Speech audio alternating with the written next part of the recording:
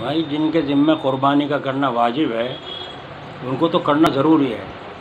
صدقہ خیرات رہا، صدقہ خیرات کرنا، اللہ تعالیٰ نے بہت مصرف بیان کیے ہیں، صدقۃ الفطر ہے، زکوٰۃ ہے، چرم قربانی کا تھا، اور بہت سے مصرف ہیں۔ موقع جتنا جتنا کوئی کرے گا اتنا اللہ تعالیٰ بڑھا کے عطا فرمائے گا، تو اللہ نے وعدہ فرمایا رکھا ہے۔ تو وہ صدقہ خیرات بھی تو اللہ ہی کا حکم ہے جو آپ لوگ کرتے ہیں، جو غریبوں کی آپ ہمدردی کرتے ہیں وہ بھی تو اللہ ہی کا حکم ہے۔ ہمارے ذمہ کچھ ضروری رکھے گئے، کچھ فرض رکھے گئے، کچھ واجب رکھے گئے۔ اب یہ کہ قربانی کا حکم اللہ نے دیا ہے،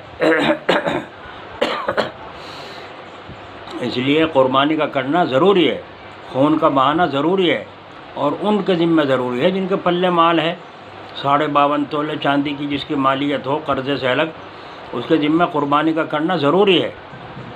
نہیں کرے گا اللہ تعالیٰ کی محبت کا انکار کر رہا ہے، اللہ سے رشتے کا انکار کر رہا ہے کہ اللہ آپ تو کہہ رہے ہیں کہ اولاد کی قربانی کرو، بکرے کی قربانی کرو اور جانور کی قربانی کرو، ہم تو ایک انڈا بھی تیرے نام پہ دینے کو تیار نہیں ہے۔ یہ کیسی محبت ہوئی، عجیب حال ہے۔ اور پھر اللہ تعالیٰ اس کی طرف سے انعام کتنا ہے کہ ہر بال کے بدلے میں ایک نیکی، خون کا قطرہ زمین پہ گرنے سے پہلے قبول، اور اللہ رب العزت اس کو سواری بنائیں گے قیامت کے دن ان پل صراط پر ان قربانیوں کو۔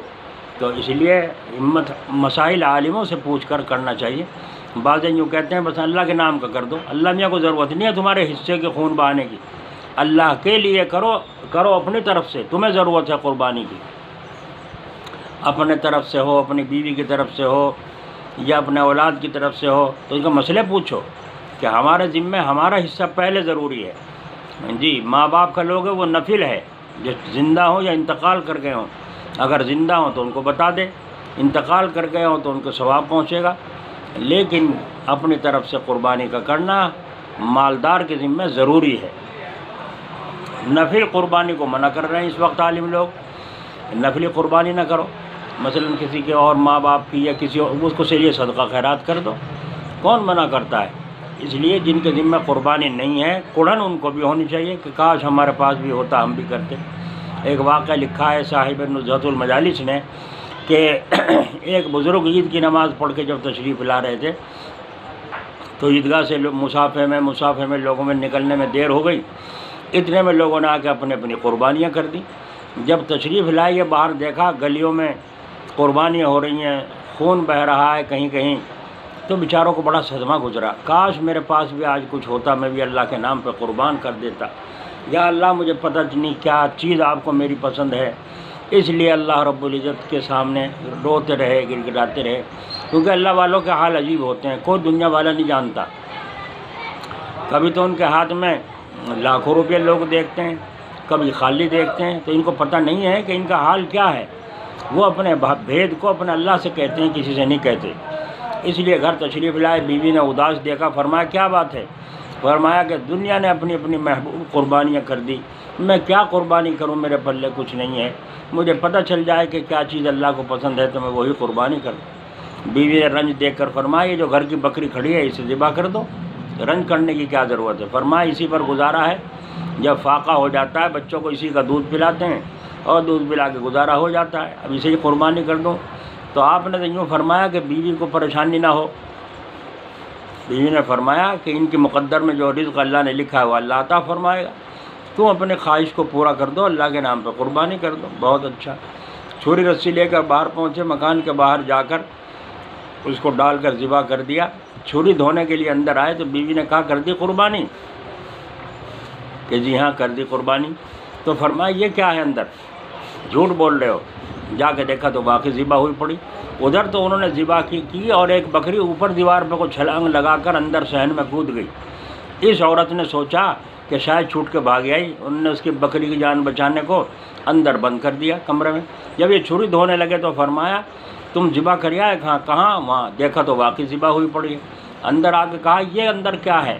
دیکھا تو اندر سے اسی طریقے کی ایک بکری نکلی، تھن بھرے ہوئے ہیں دودھ سے۔ اب جب دودھ نکالا تو ایک تھن سے دودھ پڑ رہا تھا، ایک تھن سے شہد پڑ رہا تھا۔ اللہ اکبر، بس دنگ رہ گئے، ایسی شہرت ہوئی، دنیا آنے لگی، ارے ہمیں اپنی بکری کا وہ تبرک دے دو۔ ایک تھن سے شہد نکل رہا ہے، ایک تھن سے دودھ نکل رہا ہے، یہاں تک کہ لوگ آتے رہے، لے جاتے رہے اور کچھ دے کے جاتے رہے، اللہ تعالیٰ نے گھر بھر دیا ان کا مال سے۔ تو یہ قربانی سن کر آپ یوں کہیں گے کہ اللہ تعالیٰ کا یہ نظام انہی کے ساتھ تھا، آج کیوں نہیں ہے؟ ارے سوچو ان لوگوں نے کتنی قربانیاں دی تھی، کیسی قربانی؟ گھر میں فاقہ ہے، ایک سہارا تھا، اسی کو ختم کر دیا۔ آج ہمارے سارے سہارے ختم ہیں، ہم نے سب سہاروں کو تو اختیار کر لیا، ایک اللہ کا سہارا چھوڑ دیا۔ تو اس لیے اللہ تعالیٰ کا سہارا اصل ہے اور اس کو ہم نے چھوڑ۔ صحابہ نے دیکھو کیسی قربانیاں دی، کنگال ہو گئے تھے، مکہ چھوڑ کر مدینہ چلے گئے تھے، کچھ بھی پلے نہ تھا، اللہ نے اتنا دیا، آج تک ان کی نسلیں مالدار ہیں۔ تو یہ قربانی ہے، قربانی دینے کو تو تیار نہیں ہے۔ کہتے ہیں بھائی قربانی کی کھال مدرسوں میں نہیں چلتی، اس لیے کہ بکتی نہیں ہے، مشکل پیش آ رہی ہیں۔ اب ان مدرسوں کا قائم رکھنا ہماری مسلمانوں کی ذمہ داری ہے، فرض ہے۔ تو ان کی دیکھ بھال کون؟ قرآن کریم کی حفاظت ہمارے ذمے، تو قرآن والوں کی بھی حفاظت ہمارے ذمے۔ دین اسلام اسی سے زندہ ہے۔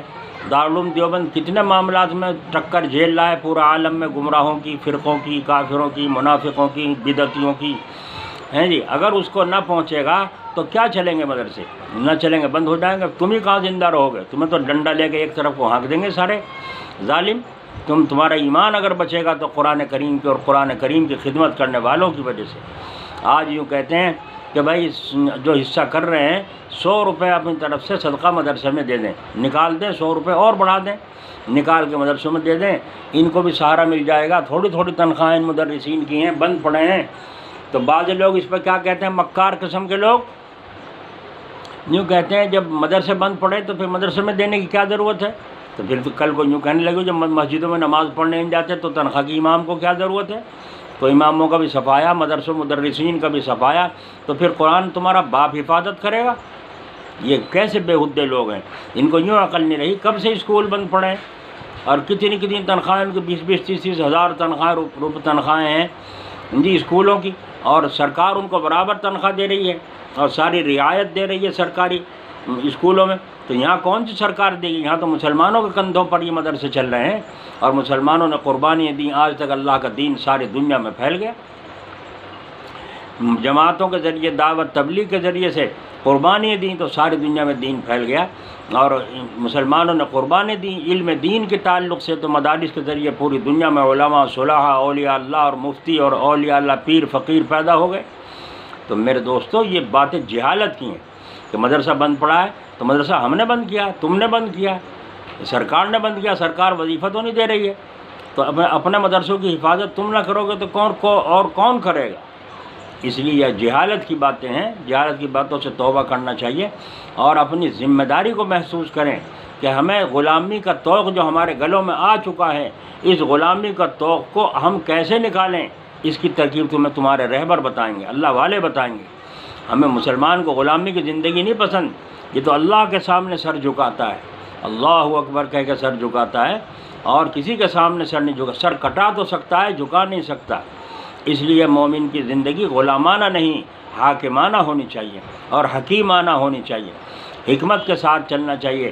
اسلامی حکومت ہو جب بھی، کتنی حکومت تھی رہی مسلمانوں کی یہاں ہندوستان میں جی، اور کیا کیا ترکیبیں ان کی ہوئیں، اور کتنے مسلمان اس وقت میں کل کتنے تھے، لیکن ان کا عدل و انصاف ایسا تھا کہ ساری دنیا کے ہر فرقے کو انہوں نے نبھایا اور نبھا کر کے چلایا اور اسلام کو زندہ رکھا، اور حکومت کو، کتنا بڑا ملک تھا ہندوستان، وہ سارا نظام چلا، سونے کی چڑیا بنا دیا تھا ہندوستان کو۔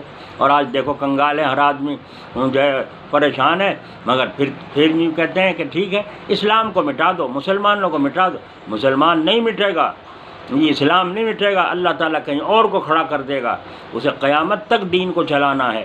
اور جب نہ رہے گا کوئی اللہ کا نام لینے والا، کھول کے قرآن کریم میں اور کتابوں میں لکھا ہے کہ پھر زمین آسمان بھی نہیں رہے گا۔ جب اس کے ماننے والا نہ رہیں گے تو پھر وہ اللہ تعالیٰ کیا کرے گا؟ اس زمین آسمان کو تباہ برباد کر دے گا۔ اس لیے اللہ تبارک و تعالیٰ ہمیں توفیق عطا فرمائے اور ہم اس کا دھیان رکھیں کہ قربانی کے معاملے میں جو حالات پیش آ رہے ہیں صبر سے کام لیں، بے صبرا پن نہ کریں۔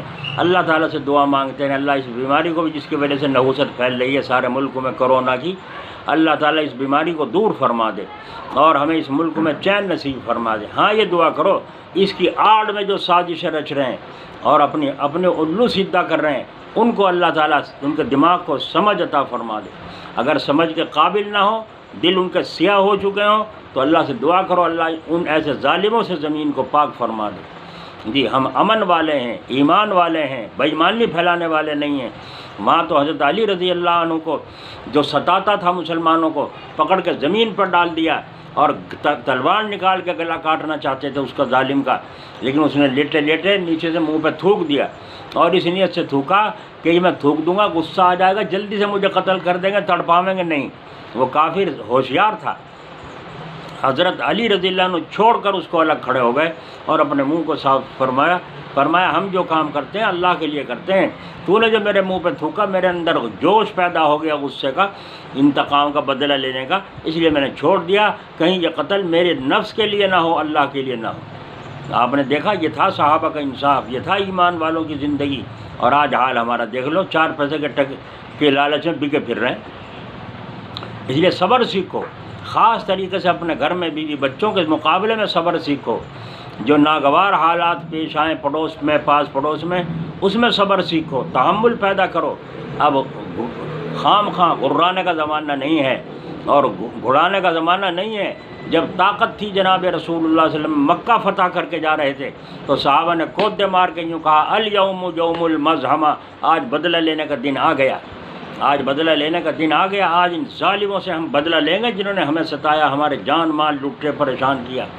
تو حضور اکرم صلی اللہ علیہ وسلم نے سن کر اپنی گردن مبارک یوں اونٹ کے اوپر جھکا لی، کوہان سے ملی جاتی تھی داڑھی مبارک، اور زبان سے فرماتے تھے الیوم یوم المرحمہ، الیوم یوم المرحمہ۔ صحابہ نے کان لگایا حضور کیا کہہ رہے ہیں، دیکھا الیوم یوم المرحمہ، آج رحم کھانے کا دن ہے۔ صحابہ کیا کہہ رہے تھے جوش میں، آج نہیں مٹ لیں گے، آج ان کا قیمہ بنائیں گے، ظالموں کے ہمیں بہت ستایا تھا ان ظالموں نے، کافروں نے۔ جی تو لیکن حضور فرما رہے ہیں نہیں، آج ہمارے پہ قابو ہو، ہم نے قابو کر لیا ان پر، آج یہ بے بس ہیں، مرنا ہی مرنا، مارنا ہی مارنا ہے، یہ کوئی کمال نہیں، کمال یہ ہے کہ آج ہم نے ان کو معاف کر دیا۔ تو آپ صلی اللہ علیہ وسلم نے فرمایا جو حرم میں چلا جائے وہ معاف، جو فلاں کے گھر میں چلا جائے اسے بھی معاف، جو اپنے کواڑ بند کر لے اسے بھی معافی۔ یہ کیفیتیں کی آپ صلی اللہ علیہ وسلم نے۔ ہاں جو مقابلے میں آیا تو اسے چھوڑنے کے نہیں۔ جی تو یہ نہیں کہنے گا اسلام مذہب ایسا جو ہے مارنے مرنے والا جہادی ہے، نہیں، جہادی ہیں لیکن اس کے لیے جہادی ہیں جو امن نہیں چاہتا اور بد امنی پھیلانا چاہتا ہے۔ جب اتنے ہم نے راستے کھول دیے، اس مکان میں چلا جاؤ، حرم میں چلا جاؤ، کواڑ بند رکھو، ہم کچھ نہیں کہیں گے۔ صحابہ کو فرمایا درخت نہ اکھاڑنا، کسی کا مکان نہ توڑنا، کسی پر نہ حملہ نہ کرنا، یہ سارے طریقے اسلام کے ہیں۔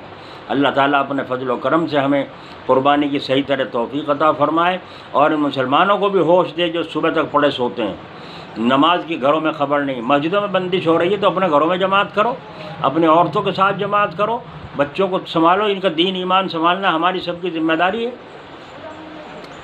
اللہ تعالیٰ سے دعا کرو اللہ تعالیٰ سارے ملک میں امن و امان رکھے، جو ظالم آگ لگانے کی کوشش کر رہے ہیں اللہ ان کا غیب سے انتظام فرما دے۔ جی تم بھی بچو اور بچنے کی اللہ سے دعا بھی کرو۔ اور بھائی پھر آخری بات یہ ہے، جی مظلوم بن کے تو مر جائے، ظالم